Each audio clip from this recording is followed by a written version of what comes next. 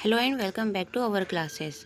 कल की क्लास में हमने भाषा अर्जन को कवर किया था। आज की क्लास में हमारा टॉपिक है भाषा अधिगम, लैंग्वेज एक्विजिशन, जिसमें हम भाषा अधिगम क्या है, भाषा अधिगम की विशेषताएं, भाषा अधिगम के कौन कौन से चरण होते हैं और भाषा अधिगम के सिद्धांत और शिक्षक, भाषा अधिगम को प्रभावित करने वाले कारक और शिक्षक की भूमिका, भाषा शिक्षण विधियाँ और शिक्षक की क्या भूमिका रहती है भाषा अधिगम में और भाषा अधिगम का क्या क्या महत्व है बच्चे के एक जीवन में।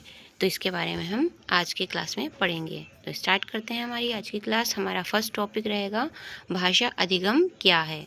भाषा अधिगम वह प्रक्रिया है जिसके द्वारा बच्चा सुनकर, बोलकर, पढ़कर और लिखकर भाषा सीखता है। ये तो आप सभी को पता ही होगा। जो भाषा की जो शुरुआत होती है वो हमारी सुनने से होती है, क्योंकि सबसे पहले बच्चा सुनता है, फिर बोलना सीखता है, फिर पढ़कर और लिखकर भाषा सीखता है। ये स्वाभाविक तथा सामाजिक प्रक्रिया है। जो भाषा अधिगम की प्रक्रिया है ये स्वाभाविक और सामाजिक प्रक्रिया है। नेक्स्ट पॉइंट है भाषा अधिगम की विशेषताएं। तो भाषा अधिगम की क्या क्या विशेषताएं हैं? यह प्राकृतिक प्रक्रिया है। यह प्राकृतिक प्रक्रिया है। वातावरण का महत्वपूर्ण प्रभाव होता है इसका, और सुनने और बोलने से शुरुआत होती है और अभ्यास द्वारा भाषा में दक्षता आती है। यानी कि जिस भाषा की हम प्रैक्टिस करेंगे वो भाषा हमें उतनी अच्छे से आएगी। भाषा अधिगम क्रमिक विकास की प्रक्रिया है, यानी कि क्रमवार इसमें विकास होता है। तो ये थी हमारी भाषा अधिगम की विशेषताएं, यानी कि ये प्राकृतिक प्रक्रिया है, वातावरण का महत्वपूर्ण प्रभाव होता है, सुनने और बोलने से शुरुआत होती है और अभ्यास द्वारा भाषा अच्छी से आती है। और भाषा अधिगम एक क्रमिक विकास की प्रक्रिया है, यानी कि क्रमवार भाषा अधिगम में विकास होता है। नेक्स्ट पॉइंट है भाषा अधिगम के चरण। तो भाषा अधिगम के चरण जैसे अभी हमने बताया था अभी ऊपर कि सबसे पहले हम सुनना, यानी कि बच्चा जो है वो पहले सुनना सीखता है। तो भाषा अधिगम के जो चरण होते हैं, सुनना, बोलना, फिर पढ़ना और फिर लिखना, यानी कि LSRW वाली, LSR पद्धति वाली को इसमें फॉलो होता है भाषा अधिगम के चरण। नेक्स्ट है भाषा अधिगम के सिद्धांत। तो भाषा अधिगम के कौन कौन से सिद्धांत हैं? सरल से कठिन की ओर भाषा जाती है, ज्ञात से अज्ञात की ओर और मूर्त से अमूर्त की ओर। यानी कि पहले शुरुआत में सरल से शुरुआत होती है भाषा और फिर वो कठिन की ओर आगे बढ़ती जाती है। ऐसे ही ज्ञात से अज्ञात, यानी कि जो हमें पता है उसके बाद हम कुछ नया जानने की कोशिश करते हैं। तो ज्ञात से अज्ञात, ऐसे मूर्त से अमूर्त और क्रियात्मक से अधिगम, पुनरावृत्ति एवं अभ्यास, ये सभी क्या है हमारे भाषा अधिगम के सिद्धांत। नेक्स्ट पॉइंट होगा हमारा भाषा अधिगम को प्रभावित करने वाले कारक, यानी कि बच्चे के भाषा अधिगम के विकास में कौन कौन सी चीज़ें बाधा बनती हैं। तो प्रभावित करने वाले कारक, सबसे पहला पारिवारिक वातावरण, फिर विद्यालय का वातावरण, शिक्षक की भूमिका, बुद्धि एवं रुचि, सामाजिक एवं सांस्कृतिक प्रभाव। ये तो सबसे पहले बच्चा जो है परिवार में रहकर ही भाषा अर्जन करना सीखता है।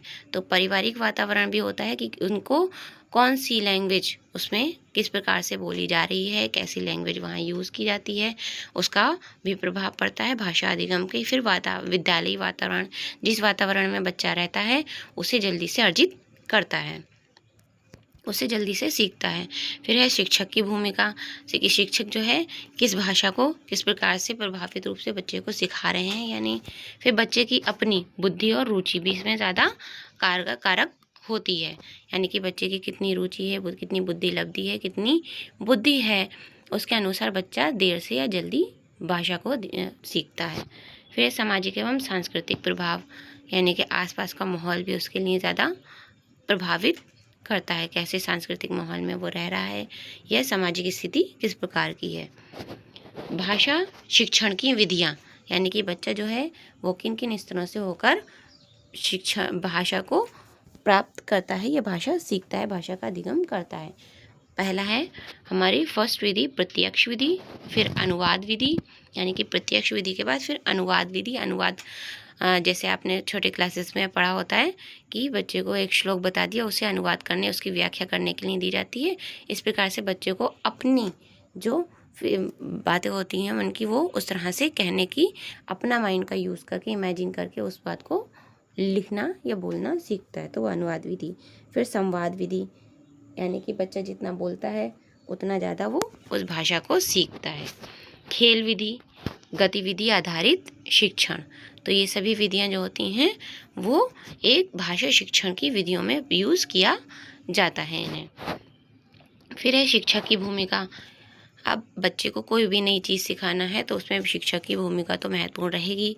तो बच्चों को बोलने के अवसर देना, यानी कि ज़्यादा से ज़्यादा उन्हें बच्चों को कुछ क्वेश्चनिंग करें, उनसे पूछें, या उन्हें ज़्यादा से ज़्यादा तर्क वितर्क उनके बीच में होगा तो वो जल्दी से जल्दी वो प्राप्त करते हैं उस प्रकार की लैंग्वेज को या उस शिक्षा को। फिर है सही उच्चारण करवाना, यानी कि अगर बच्चा कुछ गलत बोल रहा है, कभी कभी उनकी व्याकरण जो होता है वो बहुत ज़्यादा गलत यूज़ कर लेते हैं, तो उस टॉपिक को या उस बात को, उस सेंटेंस को बार बार रिपीट करना सही करके, तो वो क्या कहलाएगा, सही उच्चारण करवाना। रोचक गतिविधियाँ यूज़ करना, यानी कि बच्चे को उस काम में मज़ा आए या उस लैंग्वेज को सीखने में मज़ा आए, उस लिए अलग अलग प्रकार की गतिविधियाँ भी, एक्टिविटीज़ वगैरह भी करवाना चाहिए। समूह कार्य, यानी कि एक साथ कई बच्चों को बिठाकर एक टॉपिक दे दिया और उस पर डिस्कस करने के लिए बोल दिया, तो वो समूह कार्य कहलाएगा। सकारात्मक वातावरण बनाना, यानी कि बच्चे के अनुसार कि सीखने की इस प्रकार का वातावरण बनाएं कि बच्चा उसको आसानी से दूसरी तरफ उसका दिमाग ना जाए और अपनी जो सीख रहा है, जो अध्ययन कर रहा है, उस पर ही ध्यान केंद्रित रहे। नेक्स्ट पॉइंट रहेगा भाषा अधिगम का महत्व। अब भाषा सीखने का हमारे जीवन में क्या क्या महत्व रहता है, तो भाषा अधिगम का महत्व में पढ़ेंगे। संचार कौशल विकास होता है, बच्चे के आपस में बातचीत करने का जो कौशल है, योग्यता है, वो अच्छी होती है, उसका विकास होता है। विचार अभिव्यक्ति सहायता से कर सकता है, यानी कि अपनी बात को दूसरे के प्रति समक्ष रूप से प्रस्तुत कर सकता है या उसकी बात को समझ सकता है। फिर सामाजिक विकास, अब आसपास के माहौल में दूसरी लैंग्वेज यूज़ हो रही है, हमें वो लैंग्वेज आती नहीं है, तो बच्चा कैसे बाहर के लोगों से बोल पाएगा, कैसे दूसरे लोगों से सामाजिक विकास कर पाएगा या सामाजिक वातावरण में रह पाएगा या सामंजस्य बिठा पाएगा। तो इसके लिए भाषा अधिगम भी बहुत ज़रूरी है सामाजिक विकास के लिए भी। फिर आत्मविश्वास में वृद्धि, आत्मविश्वास यानी कि हमें वो लैंग्वेज आ रही है, जहाँ पर हम जा रहे हैं वहाँ के लोग जो लैंग्वेज यूज़ करते हैं वो हमें अगर आती है, तो हम इससे हमारा आत्मविश्वास या हमारा मनोबल जो होता है वो प्रबल होता है और हम आत्मविश्वास से वहाँ पर जाकर बात कर सकते हैं, बोल सकते हैं। फिर है ज्ञानार्जन का माध्यम, जो भाषाएं जो हैं वो ज्ञान अर्जित करने का भी एक माध्यम का रूप है, इनसे हमारा ज्ञान अर्जन भी होता है। नेक्स्ट रहेगा वो तो निष्कर्ष, वो तो सभी को आपको पता है, भाषा अधिगम एक सतत प्रक्रिया है जो बच्चों के संपूर्ण विकास में महत्वपूर्ण भूमिका निभाती है। उचित वातावरण और प्रभावित शिक्षण से भाषा कौशल का विकास किया जा सकता है, यानी कि बच्चे को कुछ भी सिखाया जाए तो उसके लिए उसके अनुसार वातावरण भी आसपास बनाना पड़ता है बच्चे के, तभी वो बच्चा उस चीज़ को अच्छे से सीख पाता है। तो ये था हमारे आज के क्लास का भाषा अधिगम के क्या है, भाषा अधिगम की विशेषताएं, उनका महत्व और किस प्रकार से कौन कौन सी चीज़ें भाषा अधिगम को प्रभावित करती हैं। ये था हमारा आज का टॉपिक। मिलते हैं आपसे अपने नेक्स्ट क्लास में, तब तक के लिए बाय बाय।